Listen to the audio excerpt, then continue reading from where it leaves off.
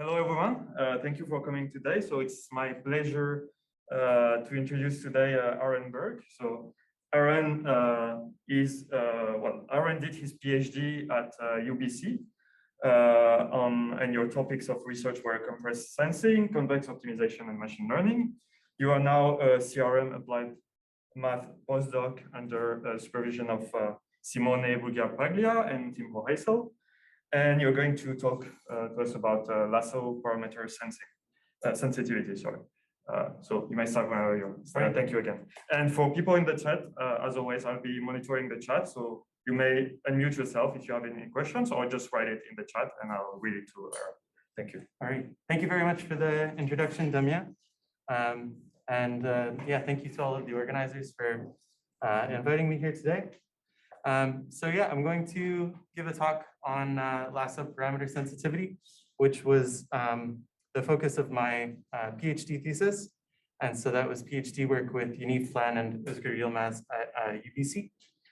And to talk about LASSO parameter sensitivity, I'm going to start out with a brief overview of what is compressed sensing, which is where LASSO parameter sensitivity is relevant. I'm also going to discuss what the LASSO is, and then I'll give a tour of the LASSO parameter sensitivity results. And I'll do that using proximal denoising as kind of an intuition for the compressed sensing results. Although the proximal denoising results are interesting in their own right as well. And I'll essentially kind of elide most of the technical details unless prompted. And we can go into that if anybody is more interested on those as we go. So to start out with, what is compressed sensing? In compressed sensing, the goal is to recover an unknown structured signal x0 from possibly noisy linear measurements. And typically the measurement matrix A is going to be random in some form. And so then you'll essentially have these measurements y that are going to be A times x0 plus some noise scale eta times your noise z. And for the purposes of this talk, I'll assume that z has IID normal random entries. For the purposes of this talk, you could think of the entries of A as being IID Gaussian, appropriately normalized, so with variance 1 over m. And we can think of the structured signal x0 as being sparse, or sparse in a basis maybe. In other words, having few non-zero entries. And those two assumptions there can in fact be relaxed in some cases. And so we'll see that in the theorem statements that pop up. But for intuition's sake, it's enough to just assume sparsity and say normal random measurements. And in particular for compressed sensing, at least the way that I'm going to frame it in this presentation, the goal is to recover that unknown structured signal using L1 minimization or L1 based minimization. So first of all, why L1 minimization and compressed sensing? In 2017, just as some good motivation, the FDA granted approval to Siemens for using compressed sensing based techniques to improve acquisition and recovery of magnetic resonance images. And so this is something on like using compressed sensing techniques, you can lower the acquisition time to something like 6 or 7 minutes down from about 45, making potentially MRI much faster and allowing you to do many more of them. Now L1 minimization itself is robust with respect to measurement noise. So this is a nice thing. If you have kind of a nicely chosen A and the stars align, then the recovery error x hat, which is the solution to this program here, compared to the ground truth signal x0, that squared error there is somehow proportional to the noise variance plus some other factor. And it turns out that other factor is minimax order optimal over the class of arbitrary stable estimators of the ground truth signal. So in other words, you can use L1 minimization and get something that's essentially the optimal quantity up to a multiplicative constant. And also L1 minimization or L1 based minimization is stable with respect to sparsity defect. So we said that the ground truth signal X naught was going to have, say, maybe only S non-zero entries. But it turns out that even if that isn't the case, then you're only penalized by some amount that's proportional to the best S-sparse approximation to the ground truth signal, plus that order optimal quantity that depends on the noise variance. And so just to maybe say this explicitly, that S is going to be the sparsity, the number of non-zero entries, that N is going to be the ambient dimension. And so something like S log N over S is much smaller than the ambient dimension. And so that bodes well for recovery error potentially. Now, I've said LASSO a couple times. However, there's more than one LASSO, one could say. So I'm going to introduce three of them. And these will be the three that I'll focus on in the talk. However, there are other variations which don't make an appearance here. So there's several different kinds. And the first I'll introduce as the kind of original proposed by Tibshirani, which is the constrained LASSO, as I'll call it, where you minimize the residual subject to a constraint on the one norm of the signal. And that constraint on the one norm of the signal is going to be controlled by some parameter tau, which I'll color in green. And it'll yield some solution that's not necessarily unique, or some solution set, let's say, and I'll call that X hat is always going to be a particular element of the solution set. So we'll find out exactly which one later. The next program that I'll define is the unconstrained LASSO, given by X sharp. And here you minimize a weighted sum of the squared residual and the L1 norm of the signal. And that weighting is controlled by a parameter lambda. And finally, I'll introduce, say, a basis pursuit or quadratically constrained basis pursuit, where you minimize the one norm of the signal subject to a constraint on the residual, with that parameter sigma governing, I guess, the intensity of that constraint, or the size of that constraint set.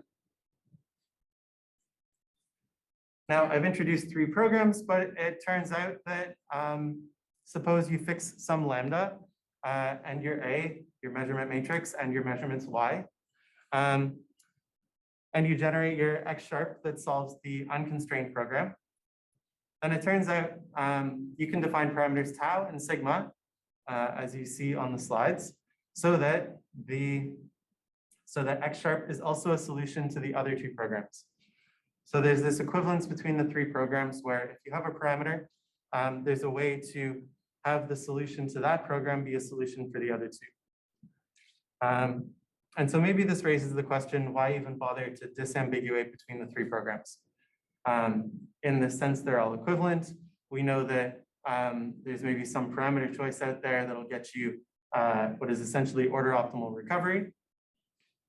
And so do we even need to discuss these three programs? So in the next couple slides, I'll argue that yes, it's important to know which program you're going to use or which program you should use. And that's because, in fact, in practice, you don't usually have access to that oracular parameter that's going to net you your order optimal recovery error. In practice, you have to estimate it. And if you're not exactly at the optimal parameter choice, then can you still hope that you achieve good recovery error? And so maybe there could be a difference in how sensitive these programs are to their parameter choice. Moreover, the mapping between these programs may not be so straightforward in practice if you don't have access to the right parameter choice, because as it is here, this connection between lambda and tau and sigma somehow has implicitly stochastic dependence on the noise, which makes its appearance in Y. And so there's some complications there. And so in general, we should be a little more careful looking at the error of these programs for non-optimal choices of the parameters. And so I'm going to use this slide to motivate that. Plotted on this slide on the x-axis is something I'm going to be calling the normalized parameter. So for each of the three programs, the starred parameter here, so tau star, lambda star, sigma star, that's just the choice of the parameter that's going to net you that minimax order optimal error. And so then if you divide the parameter by that choice, then the best choice of the parameter, up to maybe some numerical fudging from the simulations, is always going to be at 1 here. And then you can look at essentially the error on the y-axis. It's actually scaled by something, so it may not be as it appeared on a previous slide, but the pattern remains. And so you can look at the error as a function of essentially the factor of your overguess or underguess of the parameter. So for instance, if we look at the unconstrained program in blue, and you go over to say 2 here, if you overguess lambda by a factor of 2, you pay, I don't know, maybe a penalty on the error that's about 5 times. So maybe you have a 5 times worse recovery error than you would have otherwise, if you overguess lambda by a factor of 2. On the other hand, if you say do the same thing and you overguess sigma by a factor of 2, then you get some error that's, let's eyeball it and say at least 100 times worse than what you would have if you had chosen sigma correctly. And finally, on this plot, I'm showing the same curve for constrained lasso as for the others, but it's so sensitive to its parameter choice on this plot that it actually doesn't resolve with the same kind of V shape as the others would.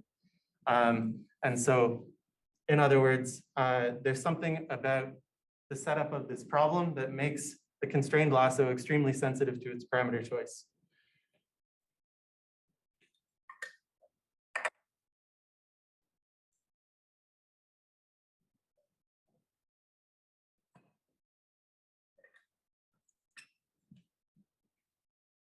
Okay, and so I guess in the coming slides, we'll set up some notation for how to explore this formally. And then I'm going to argue that the thing that makes a constrained lasso so sensitive to its parameter choice in this regime is that somehow we're in the low noise regime and the constrained lasso doesn't like that.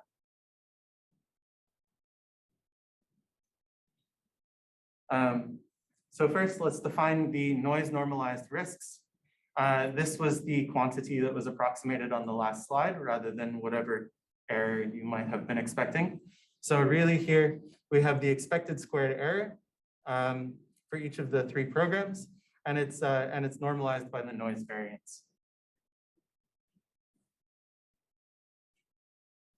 And this is so essentially that at some point we might take the noise scale to 0 to obtain an asymptotic result.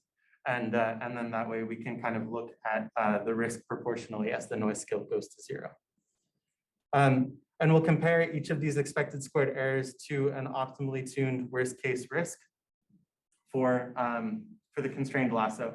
So if you were to choose the parameter tau for the constrained lasso perfectly, then you could expect a quantity that looks like that order optimal risk that we've seen on a previous slide, the S log n over S term.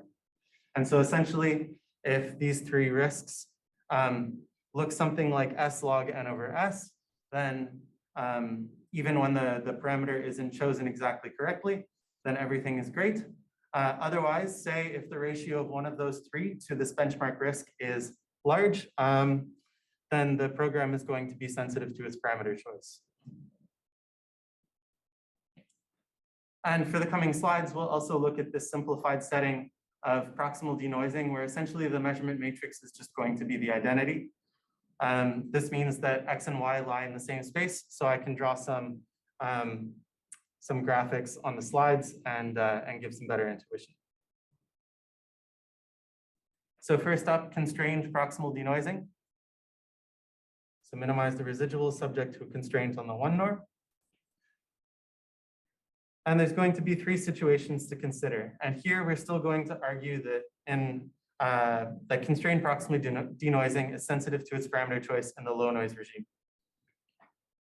So here, if tau is chosen too small, then in essence, you can only recover some solution which is bounded away from the ground truth by some positive constant, simply because the ground truth lies outside of the feasible set. In essence, if the noise scale is small, you'll get some measurements that also with high probability lie outside of the constraint set. And you can lower bound your distance between the solution and the ground truth signal. And essentially, if the noise scale is small, then that lower bound looks large relative to the noise scale, kind of inflating the risk and ruining that order optimality. Now, if you choose tau just right, and your ground truth lies inside or on the boundary of the constraint set, then existing compressed sensing theory tells you that somehow the error of your recovery should be proportional to the effective dimension of the constraint set about the ground truth signal. So in this case, say X naught lies on a vertex or an edge of the L1 ball, then the effective dimension of this set can be formalized as something like the width of this little cone here. And it turns out that if you formalize this further using known compressed sensing results, it turns out that the width of this cone looks like S log n over S, which is that order optimal quantity that we've seen for the recovery error on other slides. And using similar intuition, if tau is chosen too large, then the effective dimension of the constraint set about the ground truth signal, in the case where the noise scale is small, should be proportional to the effective dimension of say, a full ball about the ground truth. In other words, say n the ambient dimension.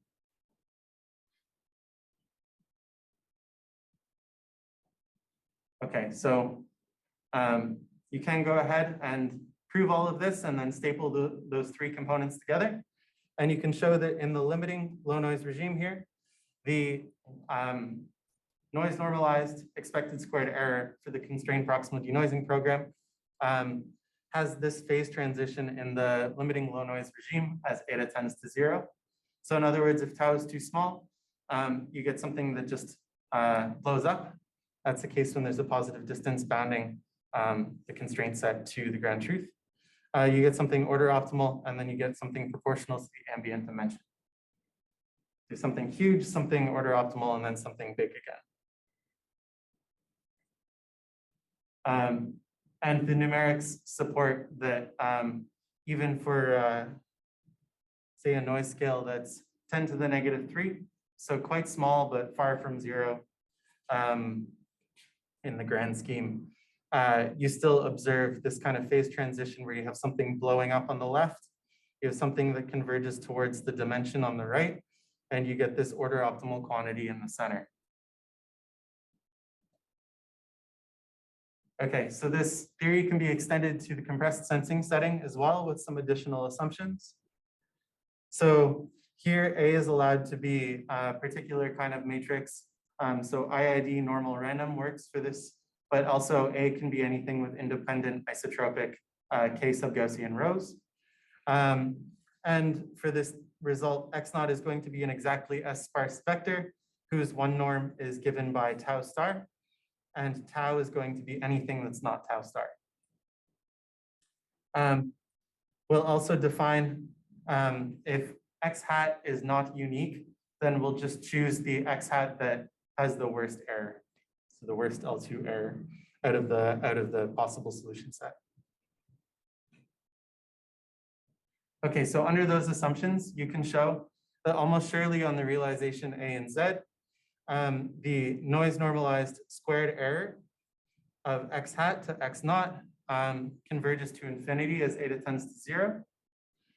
Moreover, if you have enough measurements, so if your number of measurements M exceeds something that depends on the randomness of the measurement matrix, and then that S log n over S quantity, then it holds with high probability on the measurement matrix that in the limiting low noise regime, the noise normalized expected squared error for the constrained lasso retains order optimality when tau is chosen correctly. Okay, so if you don't choose tau correctly, you get something big. If you choose tau correctly, then you get something that's order optimal still. The second part essentially follows from known results with a tiny bit of work. And so here are the numerics that we saw on one of the first slides again. So now we have some better intuition for how to explain this. We're really seeing that for a small noise scale, like 2 times 10 to the negative 3, the risk for the constrained lasso is blowing up on either side, and we get something that still retains order optimal behavior in the center. Okay, so this is not the only, I'm going to skip over these numerics for the time being, and we can maybe come back to them if there's time to do so. Time and interest, I suppose. Okay, so it turns out that the constrained lasso is not the only program to suffer from some kind of instability or sensitivity to its parameter choice. I'm next going to argue that basis pursuit will suffer sensitivity in the very sparse regime. And just as a note, this may seem counterintuitive at first, since basis pursuit, at least in practice, is often used when the signal is particularly sparse. So it might be surprising that that also could be when it suffers parameter sensitivity. And so, as in the previous case, I'm going to simplify matters by examining the situation where A is the identity. And this again lets us draw some kind of pictures for intuition. So if you were to choose sigma just right, notice that sigma here depends on the norm of the noise. If you were to choose sigma just right, then really you could think of thresholding what noise you've added to the signal, and then getting back to exactly where you started. So you started from some ground truth x naught, you add some noise y, and then with basis pursuit proximal denoising, you simply threshold away that noise you added and you wind up where you started, and everything works out nicely. On the other hand, if you were to choose sigma too small, then really what that's saying is that you don't threshold away enough of the noise. In particular, you can show that you don't threshold away enough of the off-support noise. And if your signal is very sparse, then there's just so much off-support noise that it's going to destroy order optimality of the recovery error. On the other hand, if you choose sigma to be too large, then there's not very much signal content to begin with because the signal is very sparse. And with sigma too large, you threshold away what little signal content you have, and this is going to destroy order optimality of the recovery error. So you can formalize this as well and show that the maximum risk, not the minimax risk, but the maximum risk for basis pursuit proximal denoising is bounded below as a power law n to the q when you have some fixed sparsity s and n grows. So essentially, as your relative sparsity becomes greater in the limit, you get an asymptotic scaling for the maximum risk, like n to the q for some q. And this maximum risk here in turn lower bounds the minimax risk, which is the usual quantity you would see for these results. In particular, if we compare the risk for basis pursuit proximal denoising to that benchmark risk, then it's asymptotically suboptimal. Essentially, we just have a quantity n to the q, which is greater than that s log n over s we were hoping to retain. Important to note here is that this infimum happens over all sigma greater than 0. So this is saying that, in fact, there's no good choice of sigma to retain order optimality of the risk.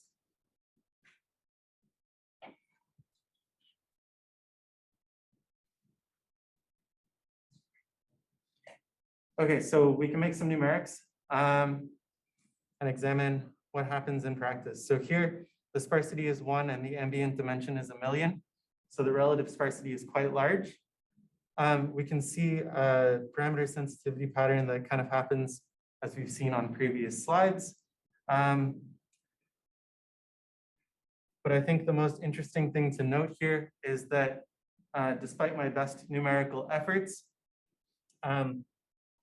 this risk for basis for subproximal denoise actually sits above that of the other two.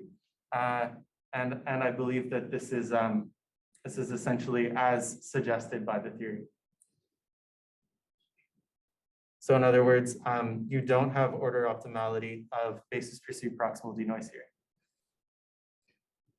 And there's another diagram that I think kind of shows this perhaps more compellingly. Here I've plotted essentially the best achievable risk over a range of the parameter for each of the three programs as a function of the ambient dimension. And I fitted some power law for each of them. We know from existing theory that these two along the bottom should scale as S log n over S. And so if you fit a power law over, say, just to 10 to the 7 over here, you'll get something that looks like n to the 0.1 roughly, something small, which would continue to decrease as n if you had a larger range. On the other hand, for basis for subproximal denoising, you get something that scales roughly like n to the 1/2, which in fact matches a constant that comes out of the theory. So in other words, the best achievable risk by basis for subproximal denoising kind of gets worse as the dimension grows here and the relative sparsity increases. Oh, it said that earlier, but how do you solve the problem? Or the problems, like? Different approaches. So I have used SPGL1 and I have used another method as well, just to kind of compare. In the end, I wound up solving the programs by using the connection between the unconstrained program to the constrained and basis for sub in order to get the parameter associated to the solution of the unconstrained problem.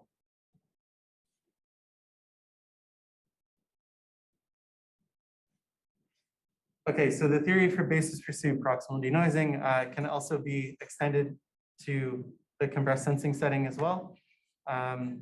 Again, with a few additional assumptions. So here we'll assume that the aspect ratio of the measurement matrix converges to some gamma in 0, 1 as n tends to infinity. And then for S fixed, once again, with n growing and A being a matrix that could have independent isotropic K-subgaussian rows, it holds with high probability on the realization of the measurement matrix that the minimax risk for basis pursuit can be bounded below by some n to the p, or can be bounded below by n to the p for some p. And again, it's worth noting here that this infimum is over all sigma greater than 0. So as the relative sparsity becomes sufficiently great, as n increases, there, in essence, is no good choice of sigma that will retain order optimality of the risk. So you can kind of phrase this in a different way and say that the minimax risk for basis pursuit relative to the benchmark converges in probability to infinity.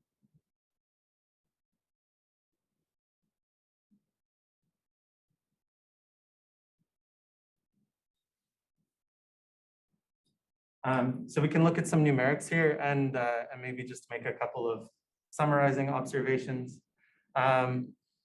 So just to start off with, I guess this image is supposed to resemble in some way a Shepp-Logan phantom.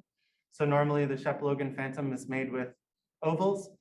And I just recreated one using squares so that it would be sparser in a wavelet basis, in a Haar wavelet basis specifically. So this is the original ground truth image on the left, and then I've added some noise to it on the right. And I guess these numerics are for the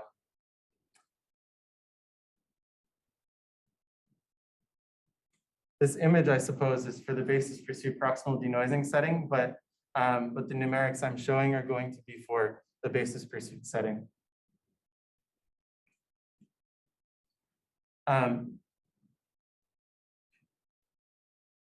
And so how this experiment was carried out was that you start with this ground truth signal.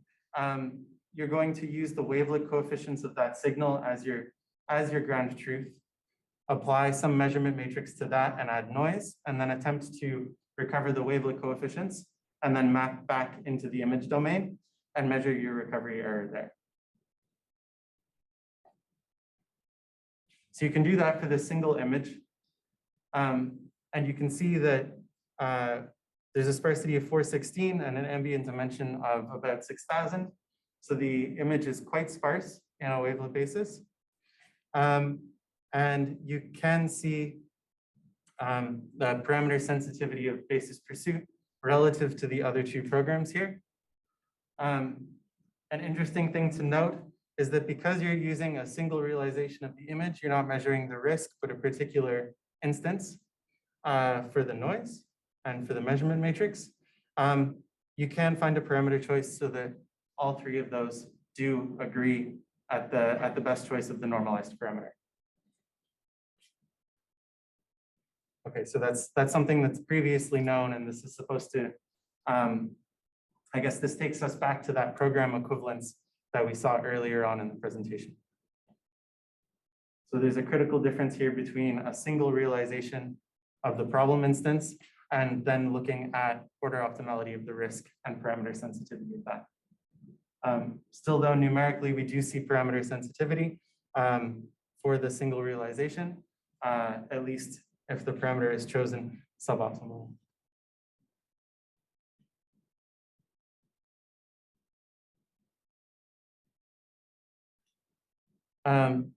And plotted on this slide is essentially the squared error for each pixel in the image. And I think this is nice to kind of show the pathologies for each of the programs as you change the normalized parameter. So each row here is a program. So this is constrained lasso, this is unconstrained lasso, and basis pursuit. And then here in the middle is when the normalized parameter is 1, which means you've chosen the best possible parameter. Here, this is when the normalized parameter is overguessed by a factor of 2. And here, when the parameter is 1/2 what the optimal is. And so in particular, in this high sparsity regime, you can see that if you've chosen sigma to be twice what it should be, this error here actually contains what looks like the whole original image. So if you overguess sigma, it just doesn't recover anything. This should match what intuition says, because if you choose too large of a sigma, 0 is going to sit inside of that constraint set, and that is the vector with the least 1 norm. So at some point we should get that. And you can see for both basis pursuit here and constrained lasso that if constrained lasso, if tau is chosen too large, and for basis pursuit of sigma is chosen too small, then you're essentially not getting rid of enough of the off support noise. And so all of that pixelation in there is what's destroying your order optimality.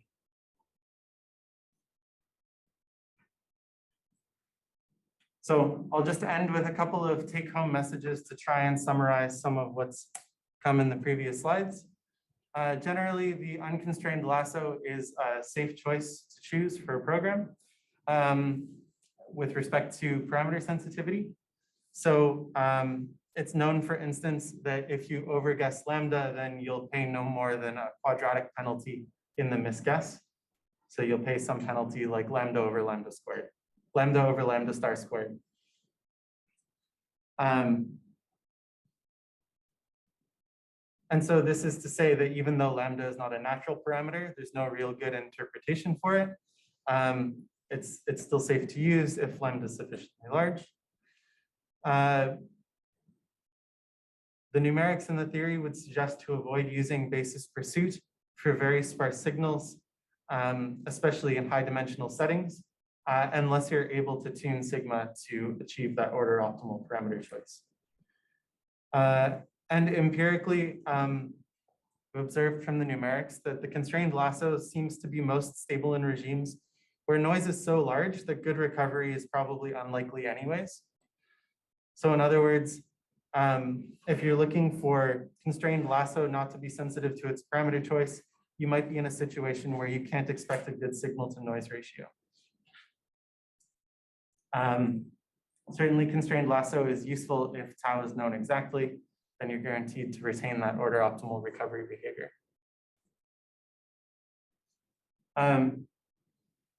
And so just for some future directions here, the proximal denoising results are published. The compressed sensing results are in review. Some of the tools in here have been used to, I guess, are some powerful high-dimensional probability tools that can be used to analyze some other problems like demixing with potentially non-convex signal structures. Still, there's some stuff that hasn't been explored, such as parameter sensitivity for unconstrained lasso. There are some numerics in these papers that suggest that parameter sensitivity for unconstrained lasso might exist in some data regimes. And there's some other programs like the so-called square root lasso that haven't been analyzed yet either. And finally, it would be nice to have some non-asymptotic bounds or some computable parameters to maybe better connect the theory with the numerics, or make some of these statements more applicable in practice even still. All right, thank you very much.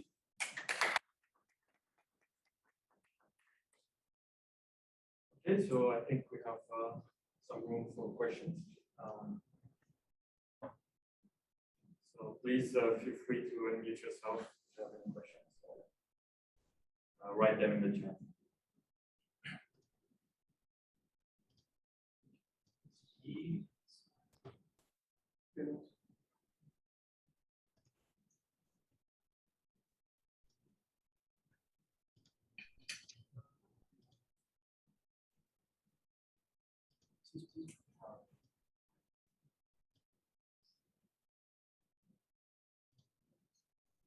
Guy, did you want to ask a question? Yeah.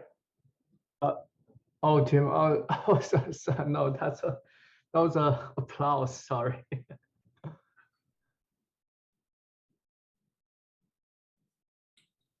Yeah, maybe have a question here from the live audience. Yeah, so your last slide with generalization to gauges.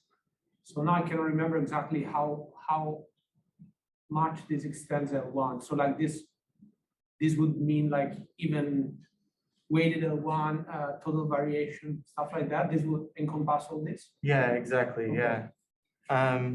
So there are some situations where that extends very naturally. So something like doing constrained nuclear norm minimization, where you, that case winds up being relatively straightforward to port this current analysis over to that setting, simply because there's already known order optimal bounds for constrained nuclear norm minimization when the parameter is chosen correctly.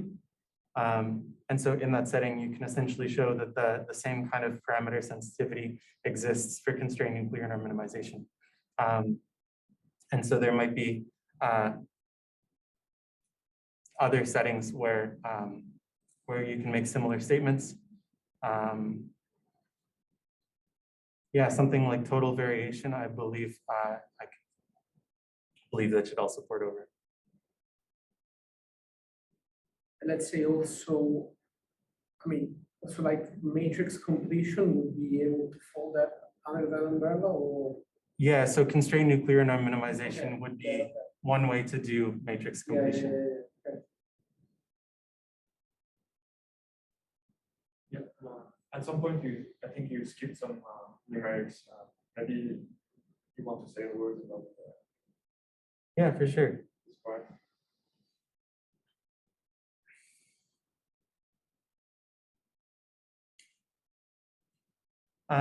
Yeah, so these numerics were in the setting of doing a constrained lasso problem in the wavelet domain.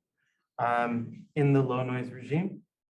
And so we would take this image on the left, take its wavelet transform, do a compressed sensing problem on that, and then measure the error back in the image domain. And so here you can look at the error for the squared error for the three programs as a function of the normalized parameter. And in the low noise regime, you can see that the error for the constrained lasso program is significantly more sensitive to its parameter choice than for the other two programs. This kind of cutoff here is related to what I said to Tim earlier, in that how each of these were solved was by essentially only solving the unconstrained lasso program and then obtaining a connection between the three parameters in order to generate these curves. And so then basically, if you were to continue solving this for a larger range of tau, you would see a flat line that extends out, right? Just a very high level question. I mean, what is the method of choice for solving the unconstrained lasso?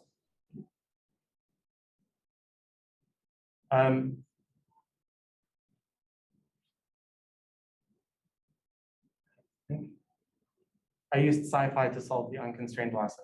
Okay. If you don't know what's under the hood, I mean, it's not a. Yeah, I really should. No, I've looked. I can't remember off the top of my head right now.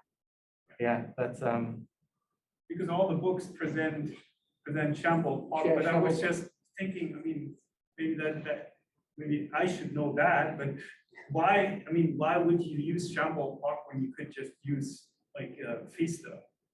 Is it better? It's not a trick question. this I am not sure of. Yeah. Yeah. So I guess, I mean, this begs an interesting question in terms of how would your theorems, I mean, what would happen to your theorems when you actually use an algorithm to solve all these problems with a certain stopping criterion, and kind of see if it's possible to, have similar theory now, but with an algorithm beyond the computation of X hat. I guess you should expect a bunch of parameters, of course, but you should expect that there would be, I mean, assuming you choose your stopping criteria appropriately, there should be no observable difference between what algorithm you use to solve them, apart from how long you have to wait to see the same plots as what you see. So it's possible that maybe there's some trade-off that's worthwhile to you where you're willing to accept some parameter sensitivity in exchange for maybe a shorter runtime. yeah, because you could say something about the runtime theoretically now. So if you use this algorithm with this formulation, with this stopping criterion, now the stopping time will be something. If you use another formulation, it will be something else. So it will be a way to kind of maybe make this more quantitative, I guess. No, yeah. So I guess each of these curves is solved to within some relative numerical tolerance. And so if you used a different algorithm, you would get the same line, but definitely if you were using an algorithm that maybe solved unconstrained lasso versus basis pursuit, yeah, maybe there is some difference there between the runtime and the error that you would get out with a suboptimal parameter choice. Okay, is there any other questions? Oh, yes, I have a question here. So I'm going to read it for everyone. This is probably a question of the far future, but regarding your results and numerics, do you think that there would be a close correlation between the tuning parameters?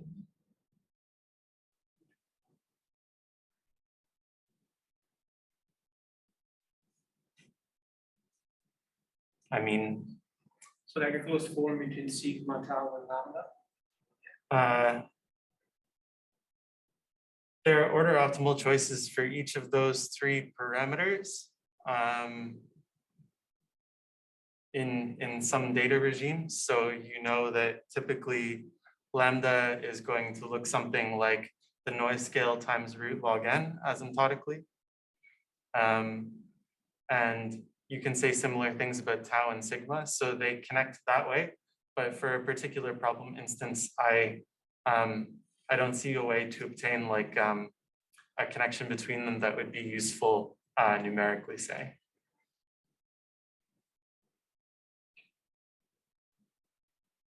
So I think there is no more questions. So that thank you again, Aaron.